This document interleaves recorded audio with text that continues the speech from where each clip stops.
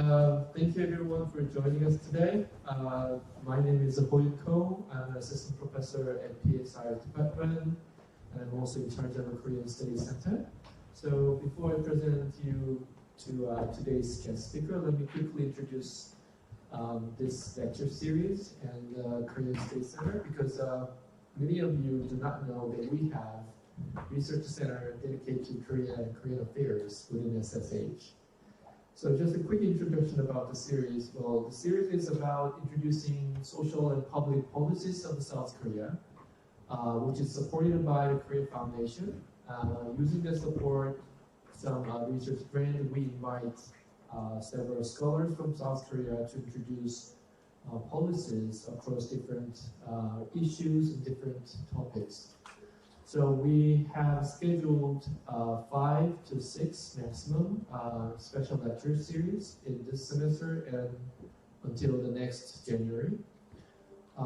So today we have a second lecture of the series, which is about the gender politics and gender-related policies in South Korea. Today's guest speaker is Dr. Yu. She's from Korea Institute of Criminology and Justice in Seoul, South Korea. And she specializes criminology in justice and law and sciences. And she received her degree from Virginia Polytech Institute and State University in the United States. And she also has numerous publications about the traditional justice and the criminology and criminal justice and so on.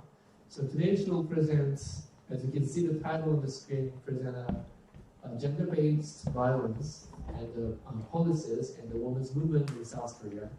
And I believe this might be a very, very interesting topic for many of you, given some situations in Kazakhstan. So without further ado, I will give microphone to our guest speaker, and after her presentation, we will have a Q&A session. So feel free to ask your questions after the presentation. Okay? Thank you for having me and for the kind introduction. Can you hear me in the back? Okay. Maybe not.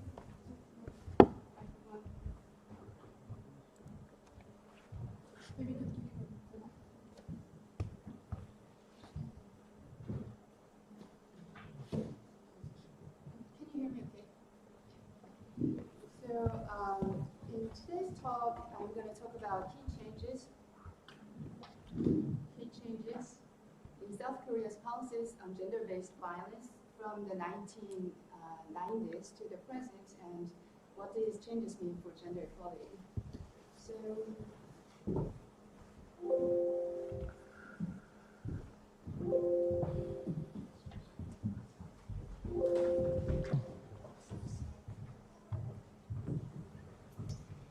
to start,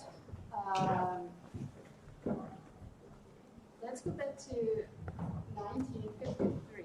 So 1953 was the year when South Korea enacted its criminal law, just shortly after gaining independence from Japan. So at the time, criminal code stated that anyone who rapes a woman by means of violence or intimidation shall be punished by imprisonment for at least 3 years.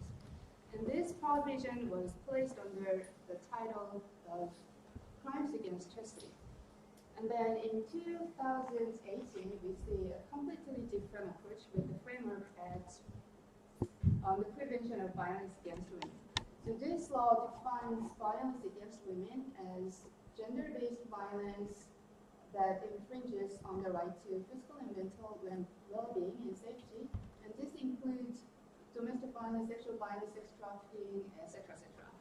So as you can see, there's and also this law adopts the definition as stated in the 1993 United Nations Declaration on the Elimination of Violence Against Women.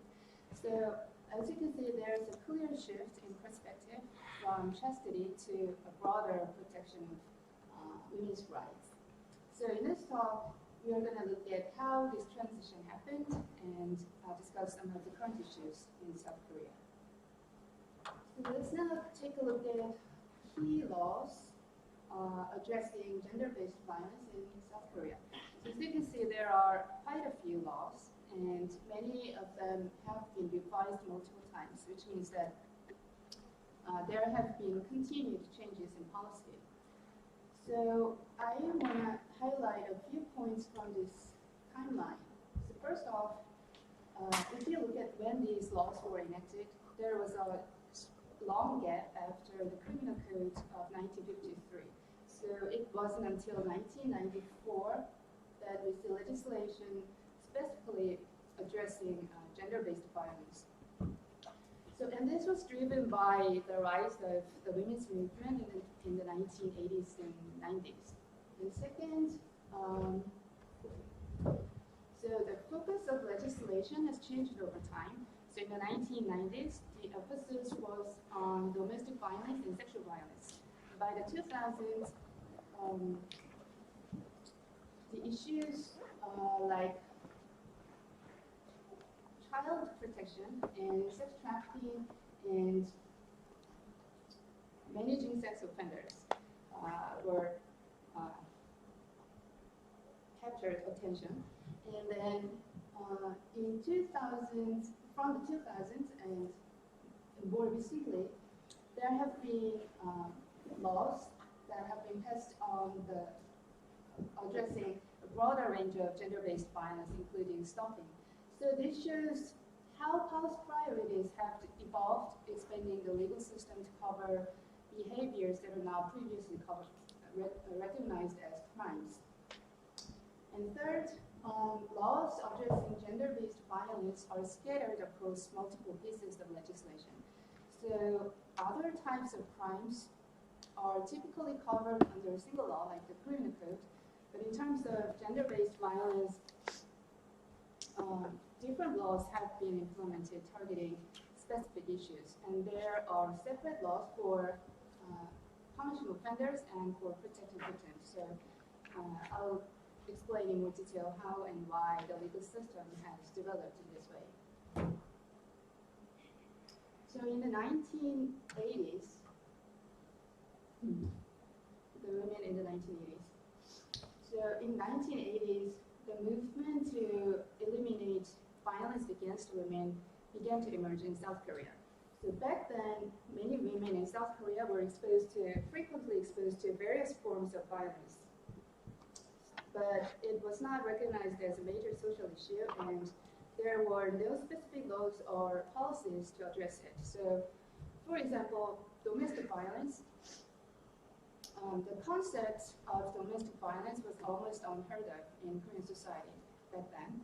And there was a widespread belief, old belief, that if the husband beat his wife, she must have done something to deserve something like that. So domestic violence was largely seen as a private matter or family issue, and public intervention was considered inappropriate.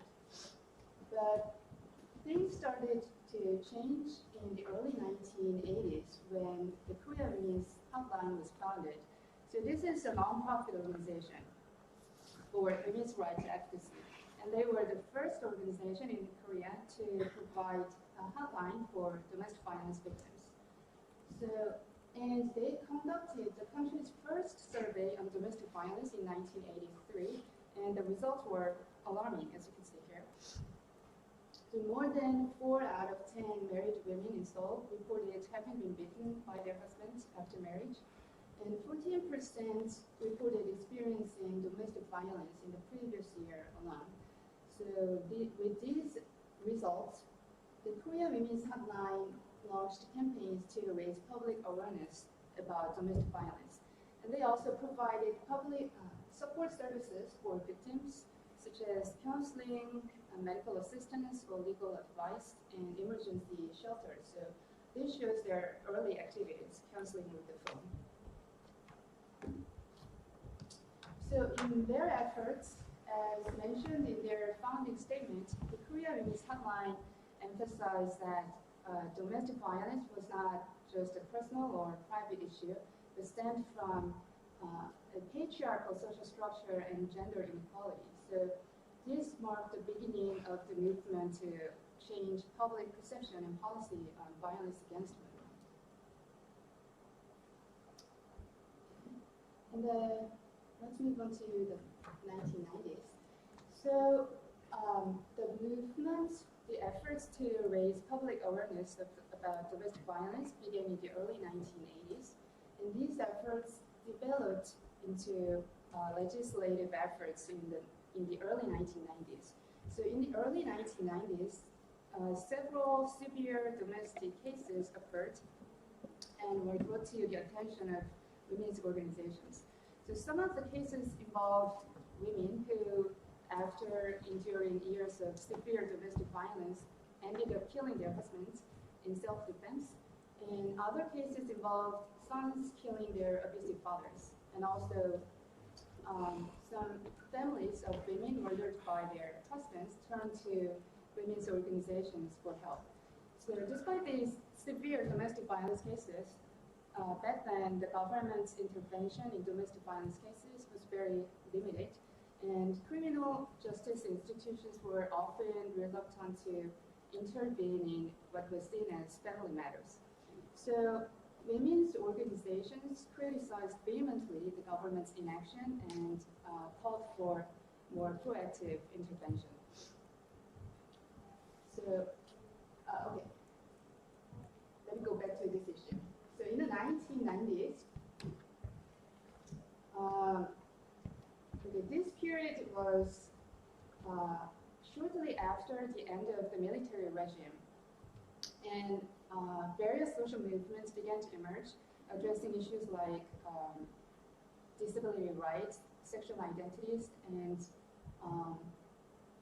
environmental concerns. So the women's rights activism also gained significant momentum in this period, and those women's organizations established in the 1980s and early 90s grew rapidly during this period. And in the 1990s, the women's movement focused mainly on advocating for legislation in three areas: domestic violence, sexual violence, and sexual harassment. So their efforts were successful, leading to the enactment of related laws in the 1990s, which laid the foundation for today's policies. So in this talk, I'm going to focus on domestic violence and sexual violence. So as these were the most prominent issues during this period. Okay, again, domestic violence. So as I previously mentioned, women's organizations criticized the government's inaction. And in 1994, the Korea Women's Hotline launched a campaign for legislation against domestic violence. And they worked closely with other women's organizations to prepare a draft law. And they also submitted a petition to the National Assembly with support from thousands of citizens.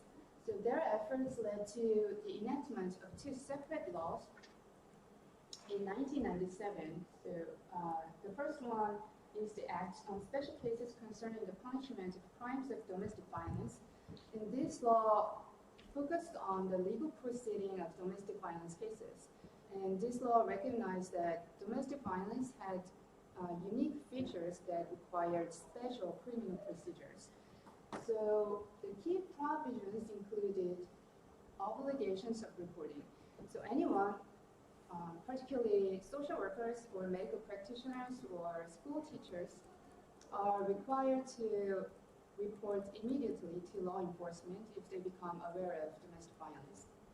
And other provisions included requiring the police to take immediate action, such as stopping the violence on the spot or escorting victims to medical facilities or safe locations, and allowing courts to issue restraining orders to remove the perpetrator from the household. And the second law centered on victim protection. So this law mandated that the government create a reporting system and establish shelters and support centers for victims to provide them with medical and legal assistance. So the enactment of these laws marked a turning point in addressing domestic violence in South Korea, but it didn't solve the issue overnight, of course. So a number of challenges and setbacks persisted, and the problems remain even today. So I'm going to talk about it in more detail later. Now, let's move on to the issue of sexual violence. So in the early 1990s, two major incidents occurred and triggered the movement against sexual violence. The first one involved a woman who had been sexually assaulted as a child, later killed the abuser as an adult. And the second case involved a college student who killed her stepfather after years of sexual abuse. Then both women were charged with murder. And women's organizations rallied to provide them with legal support. And also, in response to these cases, women's organizations formed a coalition to push for legislation addressing sexual violence. So, and many women's groups actively engaged in the legislative campaign, challenging the male-centered understanding of sexual violence. So, until the early 1990s, South Korea's legal approach to sexual violence was highly problematic. So, the criminal code aimed to protect a woman's chastity rather than her right to sexual autonomy. And this legal attitude was shaped by what is called rape myths. So, particularly two issues were criticized. So the first issue was that courts often viewed rape victims with distrust or suspicion. So, for example, one infamous court ruling stated that law protects chastity only when it is worthy of protection. So what this means is that if a victim didn't fit the ideal image of innocent or chaste woman, she often faced victim blaming, like being told that she invited the rape. So as a result, a high proportion of rape cases were not reported or failed to be recognized as a crime of rape in court. And the second issue was that there was a widespread belief that rape victims should resist with all her might to stop the rape. So this assumption is deeply flawed, but was widely accepted in the legal system. So, for example, in rape cases, the court required the use of force or evidence of severe physical assault or intimidation strong enough to overpower the victim's resistance. And if a victim did not resist strongly, it was often interpreted as implied consent to sexual intercourse. Yeah, it's gross.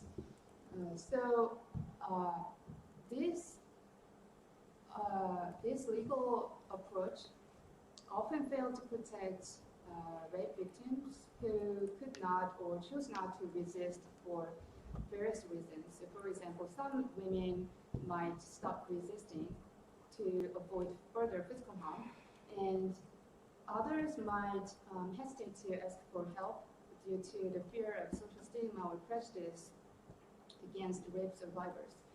So, but in such cases, courts often found that the incident was not a crime of rape simply because the victim did not resist strongly enough. So, starting in the 1990s, women's organizations actively challenged these legal attitudes and called for legal reform to better reflect the realities facing women. So their efforts were quite successful, leading to the enactment of the Act on the Punishment of Sexual Crimes and the Protection of Victims in 1994. And later in 2010, this law was split into two separate laws for the punishment of sexual crimes and victims' protection.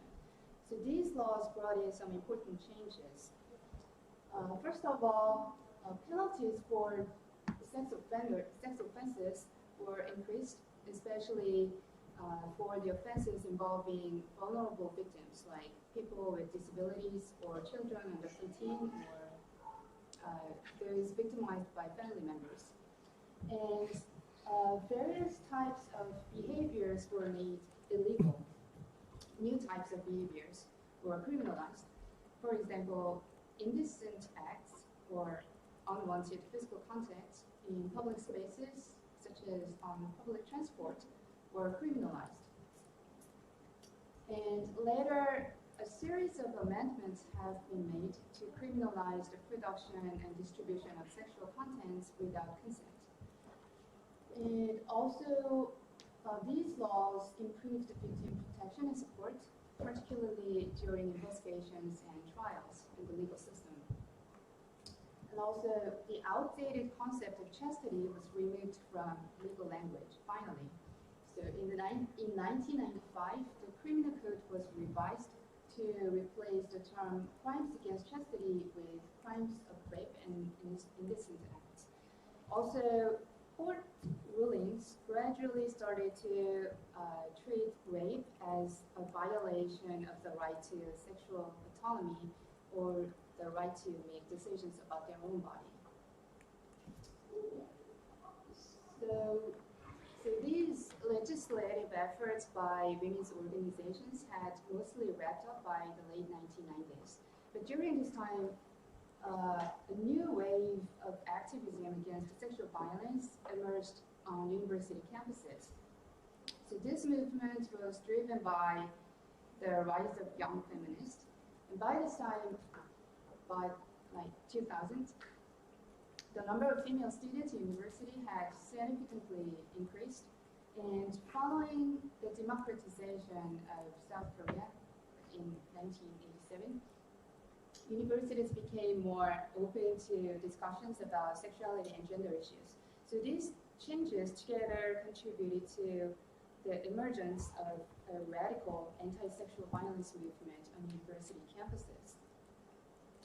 So in 1997, student organizations across universities came together to form the Women's Solidarity to Eradicate Campus Sexual Violence and Promote Women's Rights.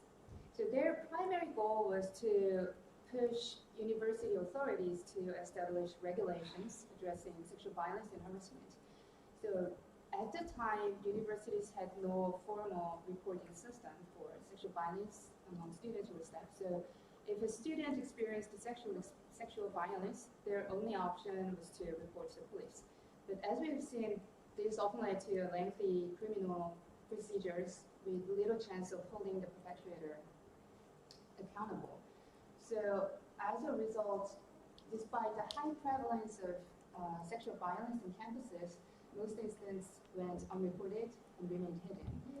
So against this backdrop, student activists sought to expose the widespread nature of sexual violence in campuses, calling for cultural change within academic institutions. So female students began to engage in consciousness-raising activities, sharing their experiences, and publicly speaking out about sexual violence. So one of the most powerful and controversial strategies these students used was the public exposure of perpetrators' identities, so who committed the sexual violence. So they did this through posters, as you can see here in the photos, and public statements, and sometimes online, which is similar to the later Me Too movement. So this approach provoked intense debate. So some critics argue that it violated the rights of the accused, something like that. But however, students chose to expose the incidents and perpetrators due to the absence of institutional procedures at universities and limited access to criminal justice. So under these circumstances, victims and their supporters sought to address the issue by making the incidents public and demanding apologies from perpetrators. So basically, feminist students used this tactic to convey the message that sexual violence was a pervasive problem that the entire community should face and deal with. So with these efforts, students made sexual violence a main agenda on campuses, which led to institutional changes. So universities started to adopt regulations on addressing sexual violence and harassment.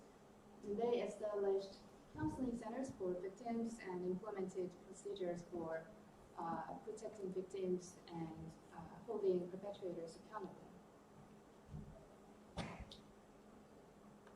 Okay, so let's briefly look at the policy changes from the mid-2000s to the early 2010s. This period is marked with the introduction of strengthened laws for managing sex offenders. But these laws were often more a reaction to public outrage rather than the result of concerted efforts of the women's movement. So during this period, media coverage for sexual crimes surged, and especially a series of high-profile sexual crimes against children and adolescents captured media attention. So one such case was a middle school gang rape case in 2004, where 44 teenagers were involved as perpetrators, but most of them didn't get punished because they were minors. And a few more sexual crime cases against elementary school children followed, and in one of these cases, the perpetrator was a repeat sex offender with 9 prior convictions. And in another case, the court handed down a lenient sentence because the offender was found drunk at the time of the crime. So these cases provoked intense public outcry over the failure of the criminal justice system. And this led to a series of legal reforms. So penalties for sexual crimes were increased, particularly those for offenses involving victims under the age of 13. And new measures were introduced to manage sex offenders, such as electronic monitoring with GPS tracking ankle bracelets, as you can see in the picture, and chemical treatments to reduce sexual impulses, which is often known as chemical castration. So the photo below is the electronic monitoring center. So now South Korea has one of the most comprehensive and stringent systems for managing sex offenders in the world. But, however, women's organizations had ambivalent attitudes toward these developments because, on the one hand, they welcomed the government's tougher stance on sexual violence, but on the other hand, they raised concerns that this emphasis on punishing offenders might overshadow the need for victim support. So often, public opinion equates strict punishment with victim protection, but in reality, the situation is far more complicated because public resources are limited, and the regulatory systems such as electronic monitoring are very costly. So funding for these punitive measures could reduce the resources available for victim services. So some women's rights activists expressed reservations or skepticism about these policies, pointing out that while the government made bold gestures of being tough on crime, it often failed to allocate sufficient resources for victim support and protection services.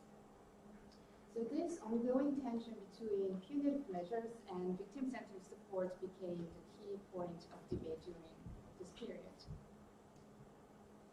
Okay, let's move on to some current issues.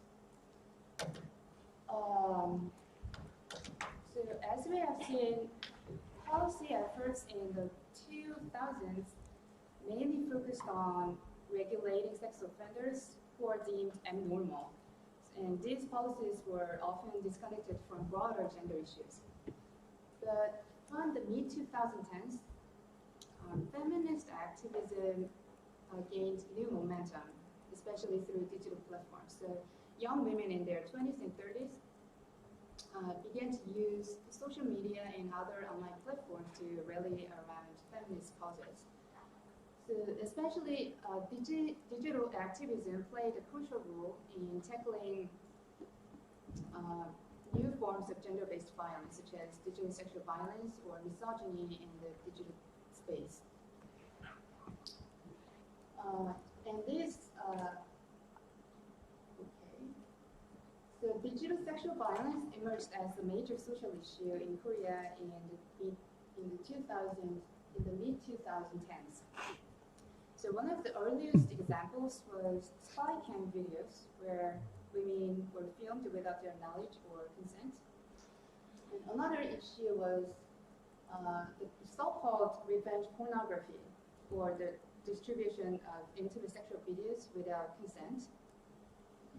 So these videos and spy cam videos had been circulated and consumed as a form of pornography since the early 2010s. So at the time, the laws already banned such videos, but enforcement was very weak. So law enforcement agencies were often reluctant to intervene, saying that it was extremely difficult to trace the anonymous sources of online videos. So while the government didn't take the issue seriously, young women's groups stepped in. So they began monitoring websites where illegal sexual contents were circulated, such as Soranet. Have you heard of Soranet? Soranet was the most notorious online platform. Soranet is the name of the website. So it's an online platform where sexual exploitation materials were shared, and misogyny was rampant, with the users encouraging each other to commit rape and other sexual violence. So young women's group, such as Revenge Pornography Out, founded in 2015, started to tackle the issue by documenting illegal posts on Soranet and reporting them to the police. And they also organized petition drives to shut down Soranet. So their efforts succeeded. The Soranet was shut down after 17 years of operation. But this didn't solve the issue entirely. Similar illegal websites quickly popped up, and non-consensual sexual materials continue to proliferate online. So this is a big issue in Korea right now. So after the shutdown of Soranet, young feminist groups expanded their efforts to stop digital sexual violence on a larger scale. So Revenge Pornography Out changed its name to Digital Sexual Crimes Out. So the name change was intended to emphasize the criminal nature of such materials, saying that non-consensual recordings are not pornography, but crimes of sexual exploitation. And other non-profit organizations emerged to tackle digital sexual violence, such as Korea Cyber Sexual Violence Response Center and Project Reset for reporting sexual exploitation in Telegram. So these groups worked to identify websites where illegal sexual contents were shared and report them to the police and assist victims in removing their videos from online platforms. Okay, so during this time, several high-profile cases occurred in South Korea. The most notorious one was the Burning Sun scandal in 2019, so just in case. So this case is the investigation into Burning Sun nightclub case revealed that popular K-pop singers had drugged the women and raped them and filmed the rapes and shared the videos in group chat rooms. And another major instance in the same year was the Anthem case, which is a larger scale online sexual exploitation through Telegram. So in this case, many women and adolescents were forced into filming sexually exploitative videos, and the known victims numbered in the dozens, and thousands of people watched the video. So this sparked a widespread outcry, and millions of people signed petitions demanding thorough investigations and harsh punishments for the main operators and public disclosure of the identities of all users involved. So in response to this, the investigations into the Anthem case progressed rapidly, and the main operator was arrested and sentenced to 42 years in sentence for producing and distributing child sexual exploitation materials. So this 42-year sentence was unprecedented in its severity. So previously there were criticisms that the judiciary was too lenient in online sexual violence cases, but in the Anthem case, the court responded to public pressure by imposing a harsh sentence, which recognized the seriousness of the crime. And the activism of young feminist groups was crucial. They brought the Anthem and similar cases to public attention, highlighting the rights violations involved in the production and distribution of such materials. And their activities also contributed to the investigation and prosecution of some website operators.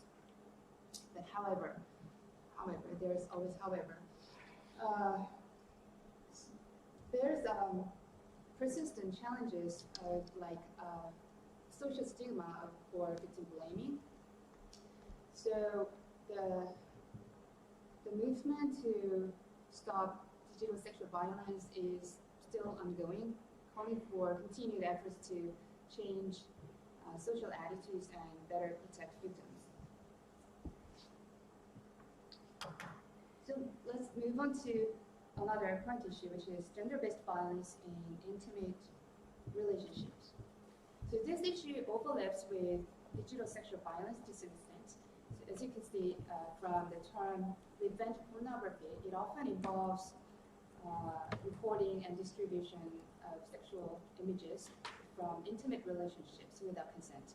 So in this sense, digital sexual violence can be a form of gender-based violence in intimate relationships, but intimate violence goes beyond sexual violence. So it includes domestic violence, dating violence, and stalking.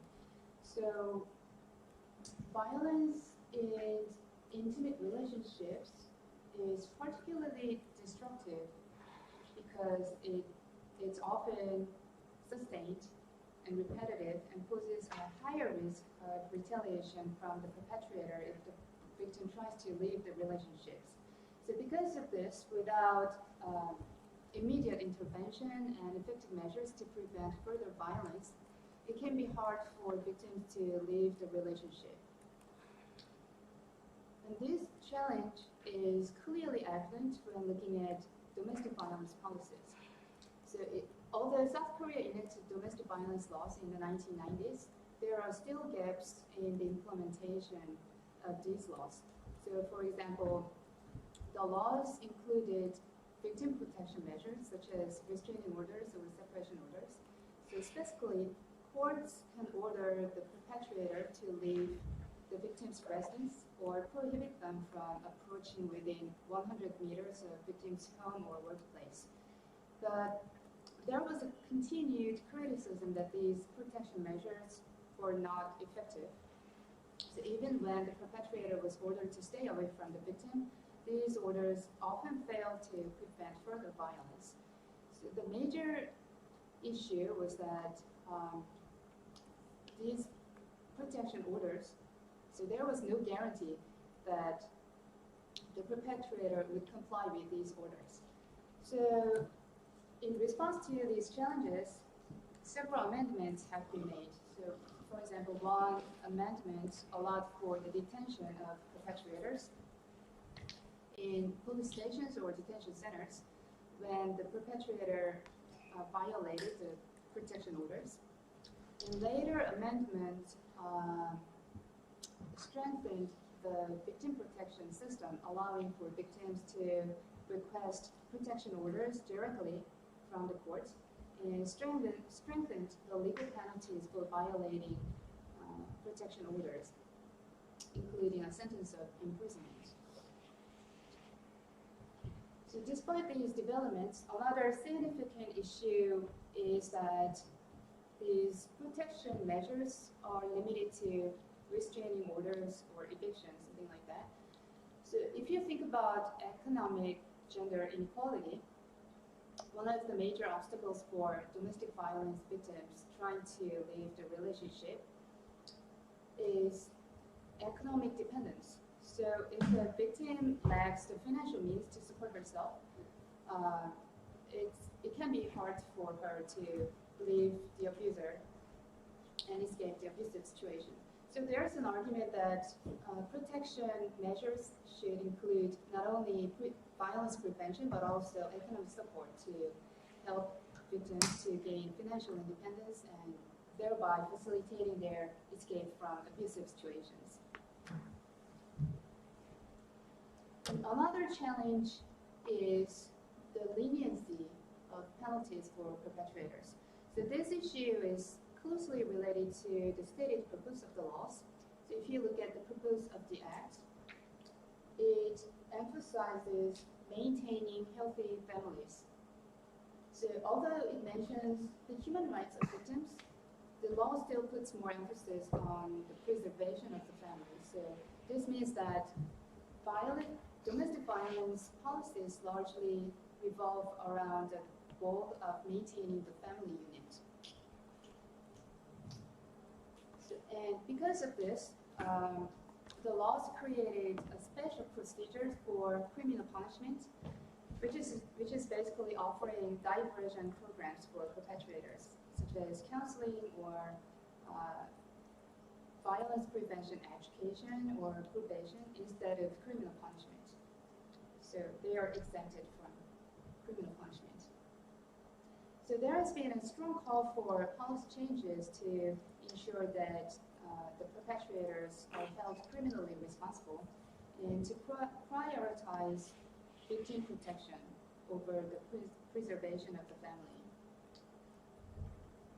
But, however, this issue requires careful consideration because while harsher penalties may seem necessary, there is a concern that stricter punishments could, in reality, discourage victims from contacting law enforcement because many victims express that their priority is to stop the violence, not necessarily to see their partners punished.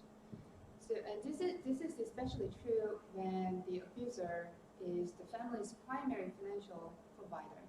So if you think about it, their imprisonment could make worse the victim and the family's economic situation worse. So, and some victims might fear the risk of retaliation from the perpetrator after strict punishment. So while holding perpetrators legally accountable is important, the challenge lies in finding a balanced approach.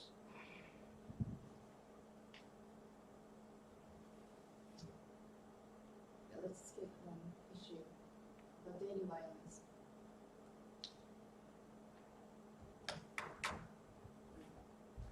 So let's move on to the last issue. The legal definition of rape is one of the most significant legal debate issues in Korea today. So currently, legal judgment of rape requires the use of force or evidence of physical assault or intimidation. So while the judicial interpretations of this requirement has become more flexible, this legal definition remains problematic in many ways. So, and more recently, the Me Too movement provoked debates on this issue. As many of you may know, the Me Too movement began in the United States, where victims or survivors of sexual violence publicly share their stories. And in South Korea, the movement started in 2018, where survivors spoke out about sexual violence committed by prominent politicians and cultural figures, which had a profound impact on Korean society. And one of the major impacts of the high-profile Me Too cases was the renewed discussions on the legal definition of rape. So this is a long-standing issue, and the current debate centers on establishing the absence of consent as the defining element of rape. So in recent years, several bills were introduced to the National Assembly to criminalize non-consensual sexual acts. So these bills followed two approaches. So the first one suggests adding a new crime specifically for sexual intercourse without consent. And the second one proposes removing the current existing requirement of violence or intimidation and replacing it with consent-based definition of rape. So the intent of these bills is to ensure that any sexual act against one's will or without consent can be prosecuted and punished as rape, regardless of the use of force. So this is a divisive issue. So some experts oppose this move. The critics argue raised concern that consent in intimate settings can often be implicit rather than explicitly stated. And this could lead to misunderstandings or make it difficult to prove in court. And critics argue that this could result in courts relying on arbitrary interpretations of implicit and ambiguous signals of consent. So on the other hand, proponents argue that these concerns can be addressed through carefully crafted legislation with clear legal standards for determining consent. And proponents emphasize that rape law should protect sexual autonomy by covering various forms of coercive sexual acts that have gone unpunished under the current system. Also, proponents point out that adopting a consent-based definition aligns with international standards. So, for example, the United Nations recommendations state that sexual violence should be defined based on the absence of freely given consent. And in fact, some countries like the United States, the United Kingdom, and Germany already adopted consent as a key element in judging rape cases. So, as of now, the proposed bills in South Korea have not yet been passed into law, and the debate is ongoing. So, to conclude, let me summarize some key points. First, since the 1990s, there have been significant policy developments addressing broader range of gender-based violence. So various forms of violence that were previously overlooked are now recognized and included under criminal law, such as domestic violence, marital rape, digital sexual exploitation, and stalking. So this shift aligns with the United Nations recommendations for criminal justice principles, which emphasize that when the system is too lenient on gender-based violence, it perpetuates gender inequality and may even encourage such violence. So ensuring criminal accountability is crucial for enhancing the victim's safety and empowerment, and sending a clear message that such violence will not be tolerated. And second, there's been a growing emphasis on victim protection alongside criminal punishment. So traditionally, criminal law focused mainly on punishing offenders and paying little attention to victims' needs, but gender-based violence has distinct features in that it stems from gender inequality, and a high proportion of incidents occur in intimate settings. So because of this, many victims often face repeated violence over time and secondary victimization, such as victim blaming. So this means that simply punishing offenders is not always enough to stop the violence or help victims recover. So policies have been adopted to protect victims from further violence and to ensure their access to justice. So in this regard, progress has been made, but more efforts are still needed. And lastly, these changes did not happen in isolation. So most policy developments were triggered by extreme cases, which prompted advocacy efforts from women's organizations, leading to increased public demand for legislative action. So the development of laws and policies addressing gender-based violence has been largely driven by the women's movement and feminist thought. Okay, with that, I conclude my presentation, and I'm happy to take any questions. So if you have any questions, please raise your hand, and then the Dr. Yu will point you out, and then just press the button on your desk. There's a microphone on each desk.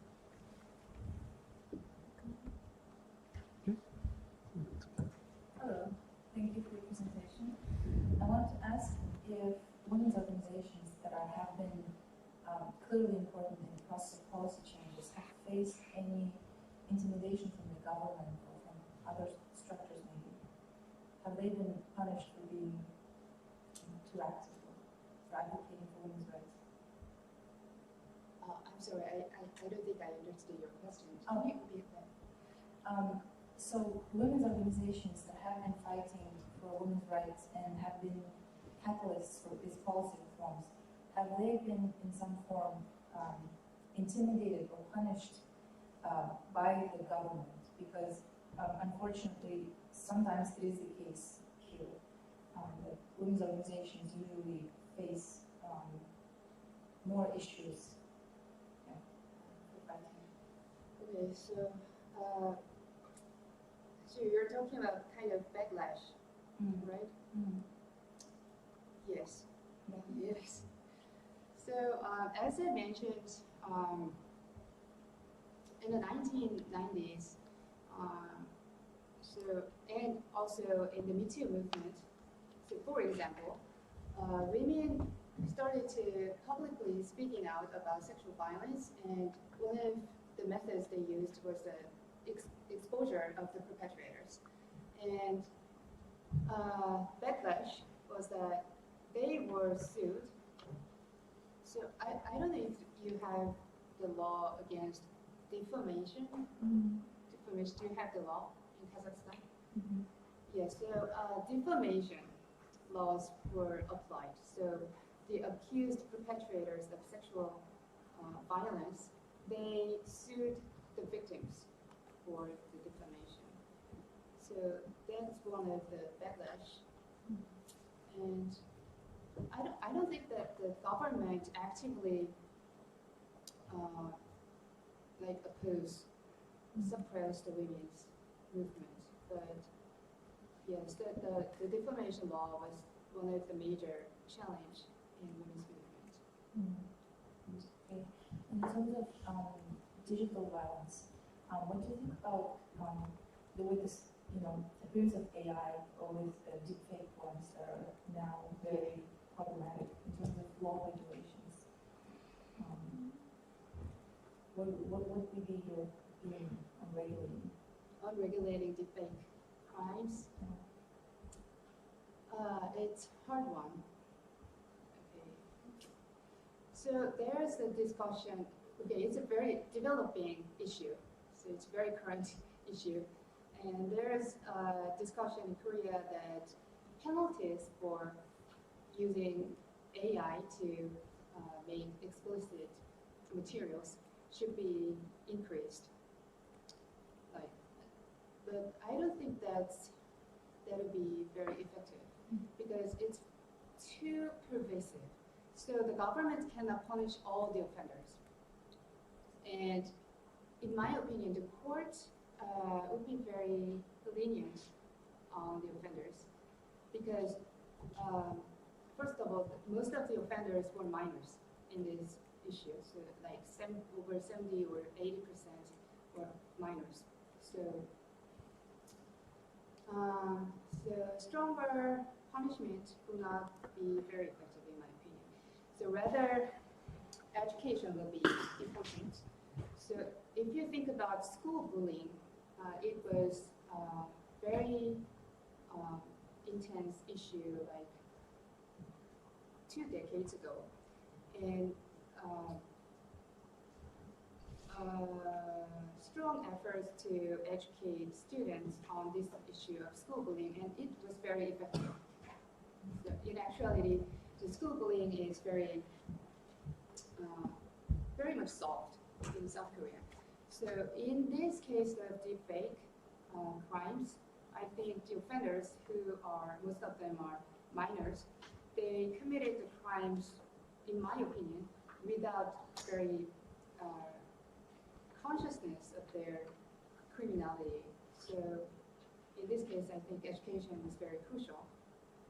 And also regulations on the online service providers is crucial. So I think you have already known about this issue. Telegram has escaped regulations so far, but recently the CEO of Telegram was arrested, and they changed their attitudes. So they started to adopt policies to regulate their content. So this will be effective to some extent, and stronger regulations on the service providers will be needed.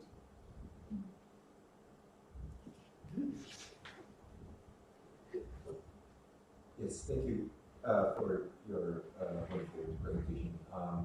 Just following on that part about education is that, okay, so you have actually explained like this legal policies of, criminal laws against this violence against gender-based violence, but then is there kind of like more positive laws development on like how to actually enhance the education or the perception on gender issues in Korea? These laws, all of these include education efforts. So these laws include the requirement for organizations like public institutions like schools or employers to do education on gender-based violence. So it's a requirement in South Korea now. One more question. This school also had this kind of gender-based violence, and that this school recently actually established this anti-harassment committee by in this school, and I was now I kind of think of it like even during my time in college, like this what should I say, reporting this kind of problems through poster was actually very prevalent, and but I'm also pretty sure that the higher ups in the universities did not want these kind of issues to be publicized too much. So probably in that case, like school also had this kind of, what should I say, kind of push to actually make this problem small, but still it actually flourished in Korea, right? So how was it possible in Korea that even despite the, what should I say, not hard, but somewhat mild repression by the higher ups in the universities, how those university-based movements actually flourished? What do you think? What do you think? But students were steadfast. Yeah, that's one of their causes.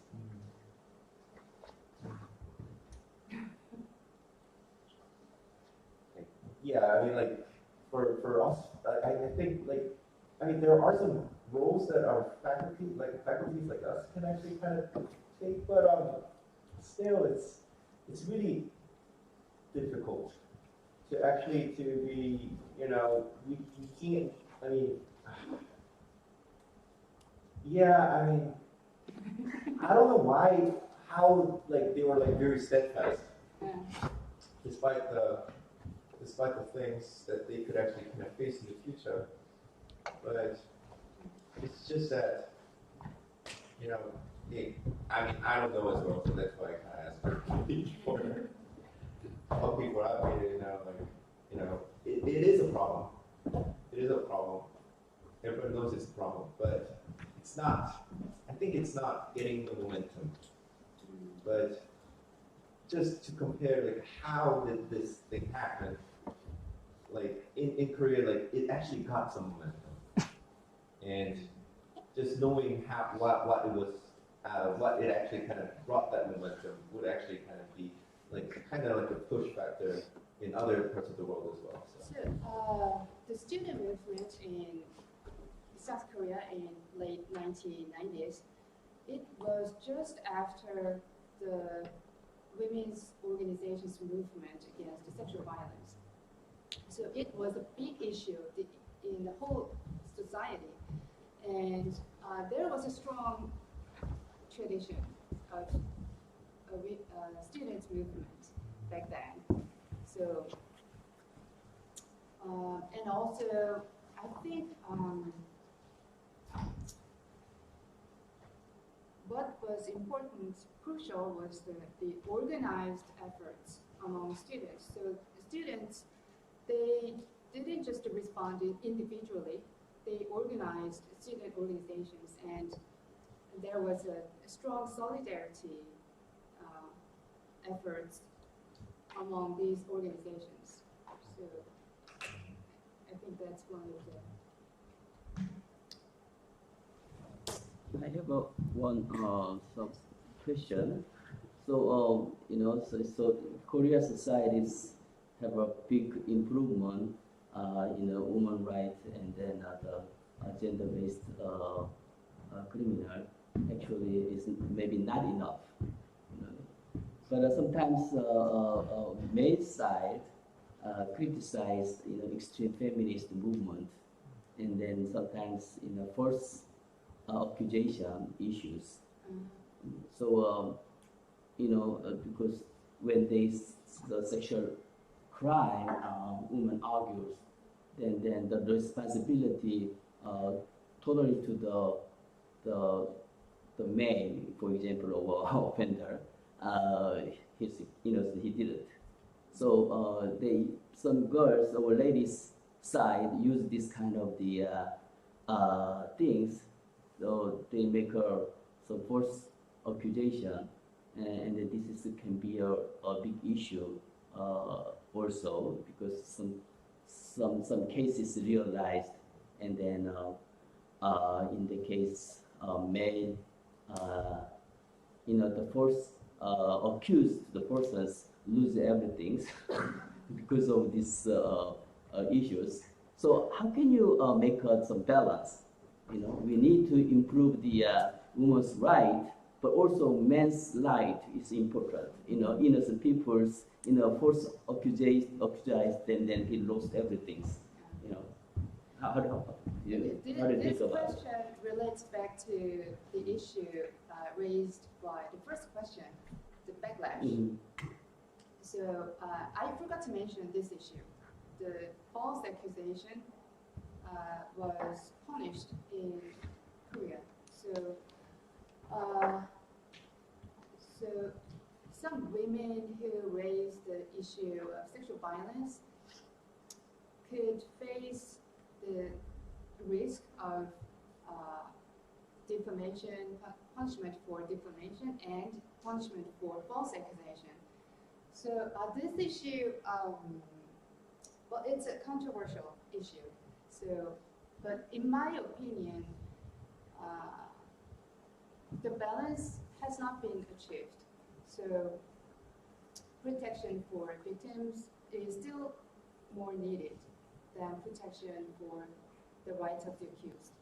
So well, I think it depends on the opinion as things.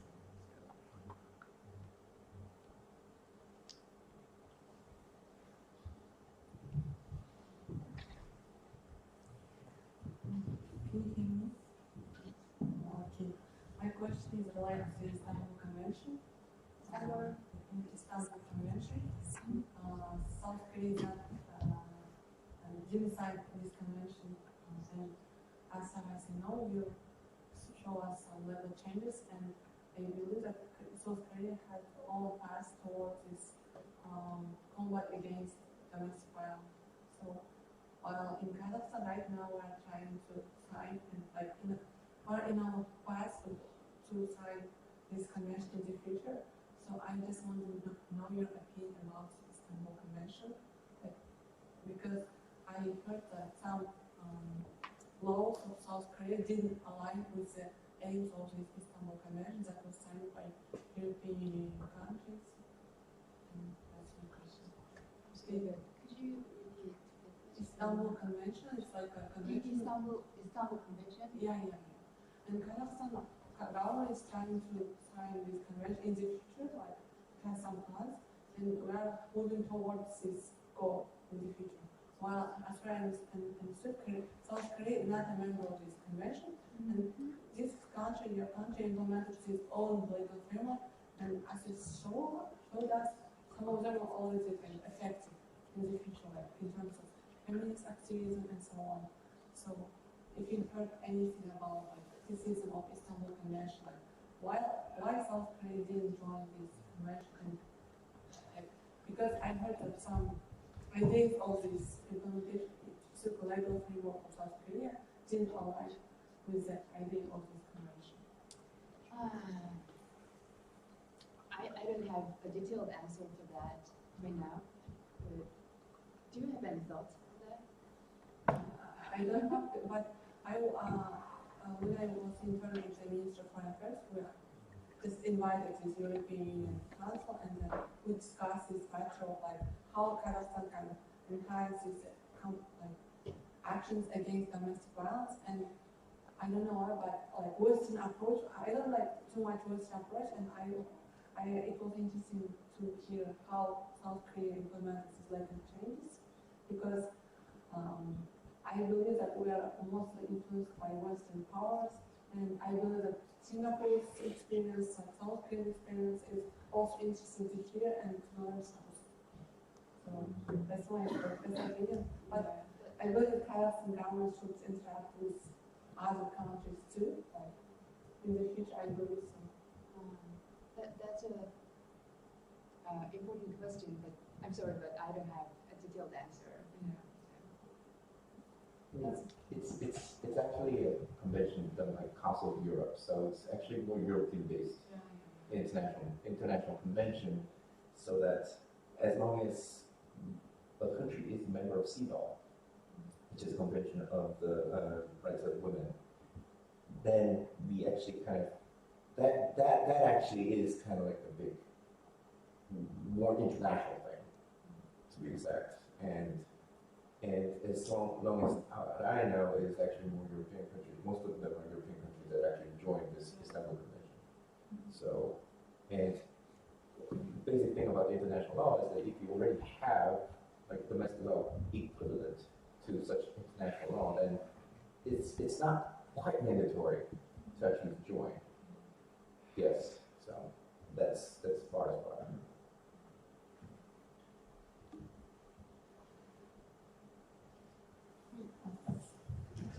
So, to begin with, I want to thank you for your presentation. It was very insightful.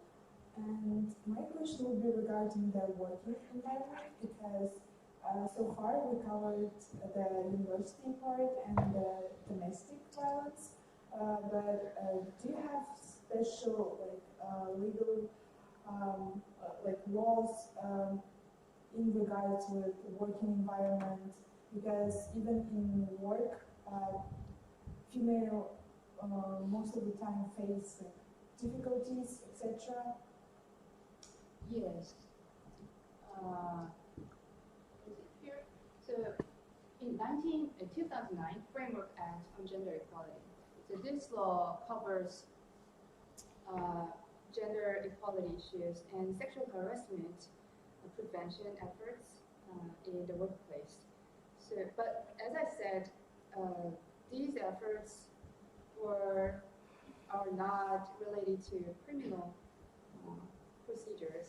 So it's more like a requirement for employers to implement efforts to create the environment more gender friendly and prevent sexual harassment, something like that. So yeah. And do you have like any motivation in working environment to people who face any kind of harassment, sexual harassment or violence to come out? Because sometimes it's very hard to do. What was your question? Do you have some kind of motivations? Because on university level, like there were people like with huge papers, etc. They were actually publicly exposing the perpetrators, but on working environment. Is there something similar going on?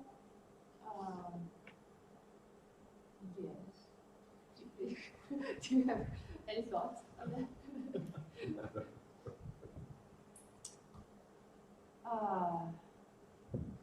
Yes, this is another issue, completely another issue from the sexual crimes. The sexual harassment is very prevalent, but it's not punished crimes. So it should be resolved through alternative systems, something like committees or what is called?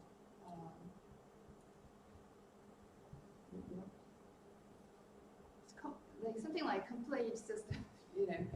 So and the implementation of effective of such systems is very difficult. So there are many issues, and I couldn't cover this issue in here, but thank you.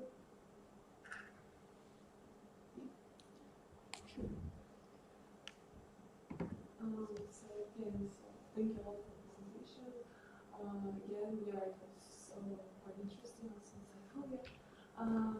Me myself, I am a second year PSR student, political science student, and I'm also quite interested in GBV because I'm also a club member of one of the club members who raises awareness about the gender-based violence and gender inequality, and also I'm a part of the community that one of the professors mentioned, anti-harassment community that we initiated in our university. So basically, I don't have like one particular question. I just wanted to maybe like open some kind of discussion, maybe just like share our own like personal university experience, how we're like solving this issue. So basically, we started this campaign like last year, and it was like quite effective because it's like our first experience in like advocating about like harassment and violence and how to prevent all of this. So we conducted a lot of like info sessions during the lectures. So like we basically as a team went to lectures like just like at the beginning we were like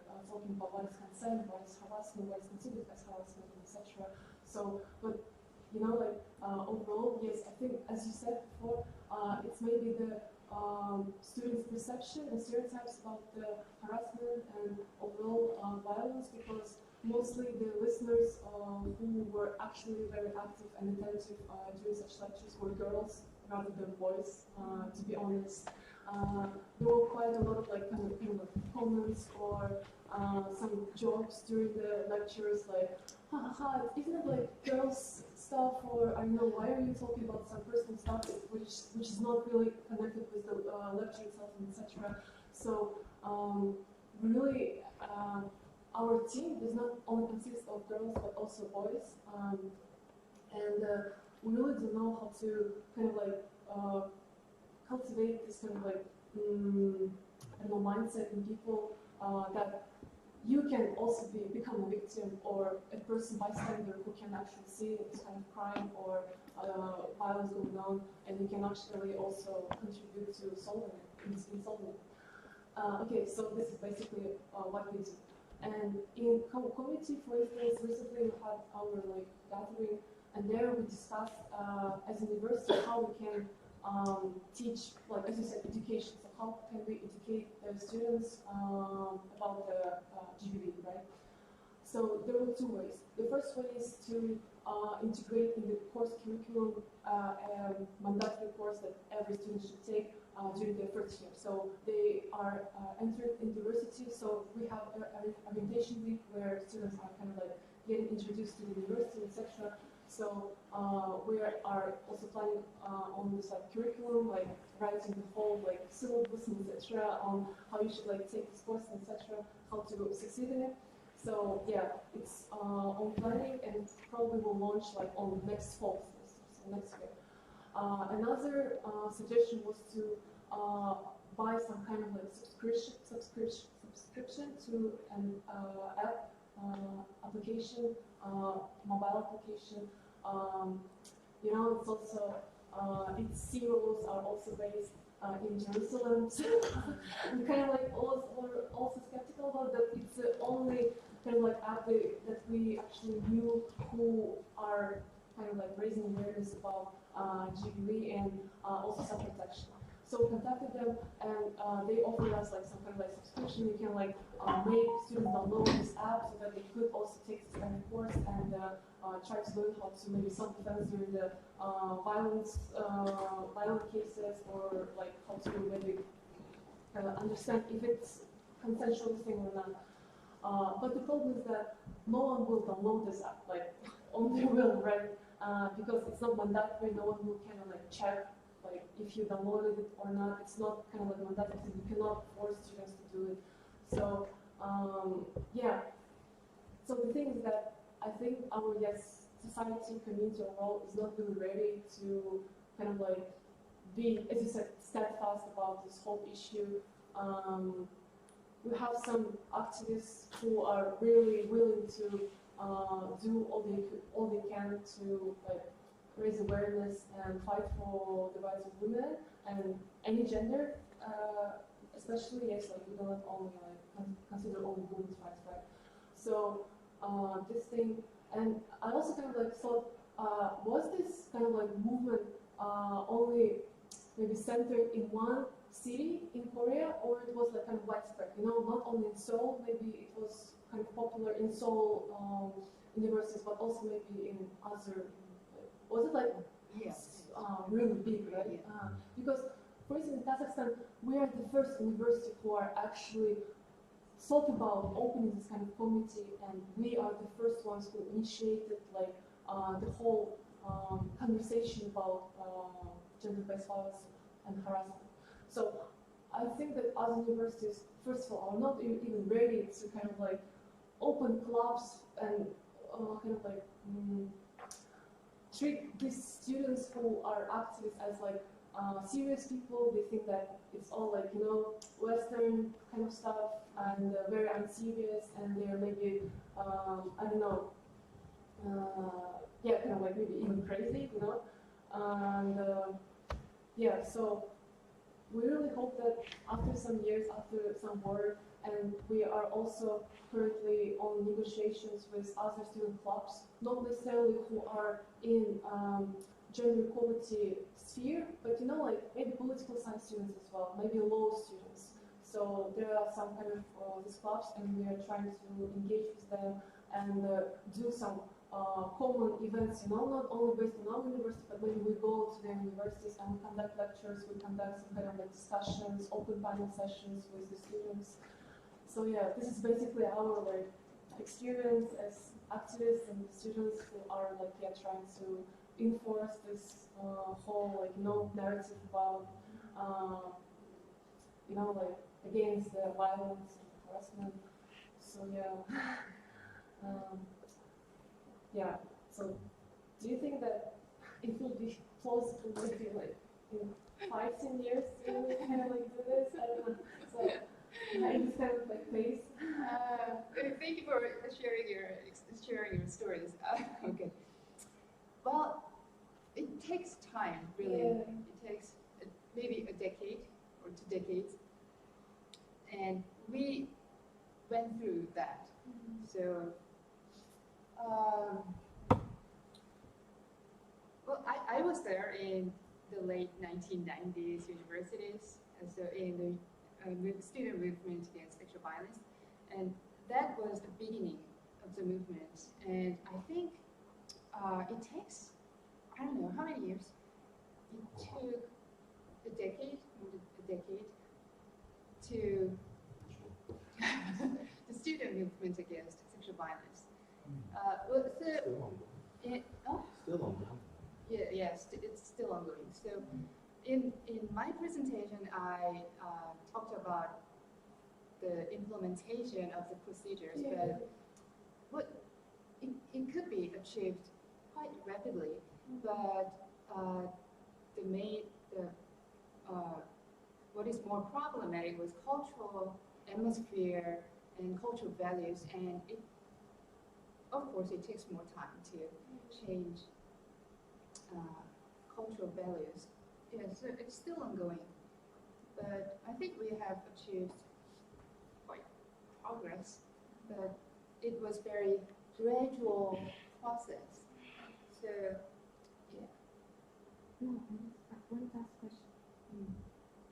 So, okay. So I think what is important is to not be afraid of making things uncomfortable.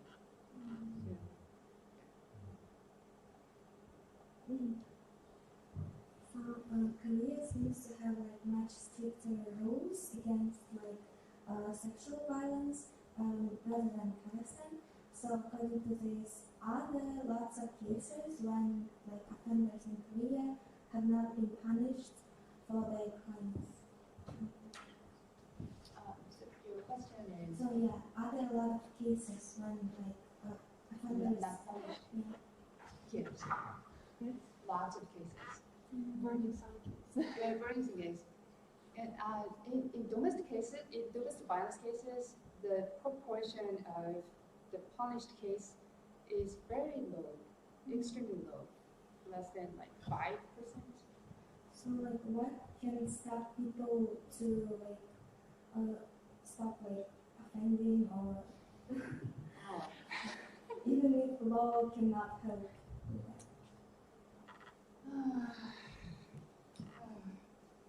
It's a very hard question. So it requires a comprehensive approaches, so like cultural changes and education and prevention efforts from the community, and not just from the law, from the communities and the families, because victims of domestic violence are often faced with pressure from their families or communities to keep silence. So it requires a wide range of efforts.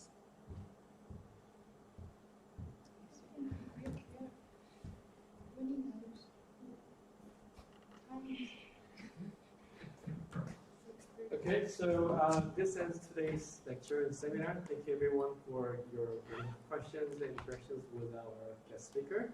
So please give her a last big applause for the speaker. Thank you.